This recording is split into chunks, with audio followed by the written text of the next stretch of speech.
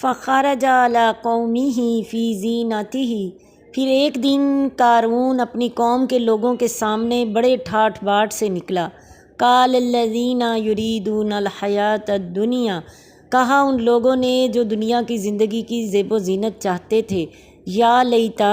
اے کاش، لنا، ہمارے لیے بھی ہو، مثلا، اسی جیسا، ما اوتی قارون، جو قارون کو دیا گیا ایسا ہمارے لیے بھی ہو۔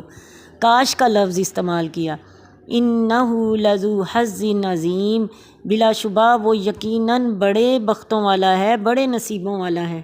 قارون کا شاہانہ ٹھاٹھ باٹھ کا مظاہرہ کرنا یہ تھا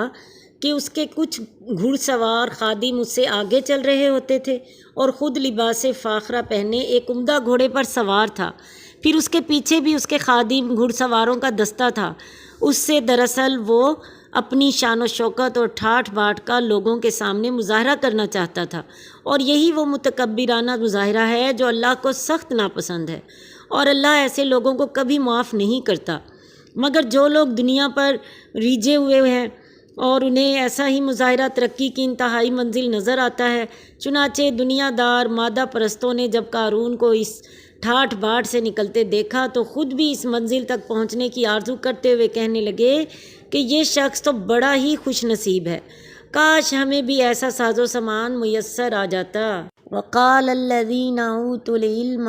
اور کہا ان لوگوں نے جنہیں دنیا میں علم دیا گیا تھا، ویلکم، تمہاری بربادی ہو، ثواب اللہ خیر لمن آمن وعمل صالحا،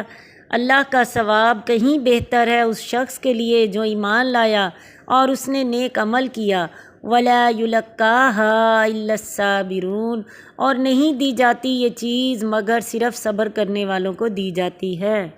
اس آیت میں علم سے مراد شریعت ہے، علم شریعت، یعنی جو لوگ یہ سمجھتے ہیں کہ آخرت کی کامیابی کے مقابلے میں دنیا کا ساز و سامان جتنا بھی ہو وہ کچھ حقیقت نہیں رکھتا، ایسے عالم لوگوں نے قارون اور اس کے ٹھاٹھ باٹھ پر رہنے والوں سے کہا، تمہاری دنیا سے یہ محبت تمہاری خطرناک بھول اور غلطی ہے، اصل کامیابی دنیا کی نہیں بلکہ آخرت کی کامیابی ہے، اور وہ اجر ہے جو ایماندار نیک لوگوں کو ملے گا۔ یہاں صبر بڑے وسیع معنوں میں استعمال ہوا ہے، اپنے آپ کو صرف حلال کمائی کا پابند بنائے رکھنا بھی صبر ہے، اللہ کی راہ میں پیش آنے والی مشکلات کو خندہ پیشانی سے برداشت کر لینا بھی صبر ہے، دنیوی جاہ و حشمت کو دیکھ کر اس پر فریفتہ نہ ہونا یہ بھی صبر ہے، اور اخروی نجات اور کامیابی کو مطمع نظر بنا کر اپنے آپ کو احکام الہی کا پابند بنانا بھی صبر ہے، یعنی آخرت کا ثواب اور کامیابی انہی لوگوں کو نصیب ہوگی جنہوں نے اس دنیا میں صبر، استقلال اور ثابت قدمی کا مظاہرہ کیا ہوگا۔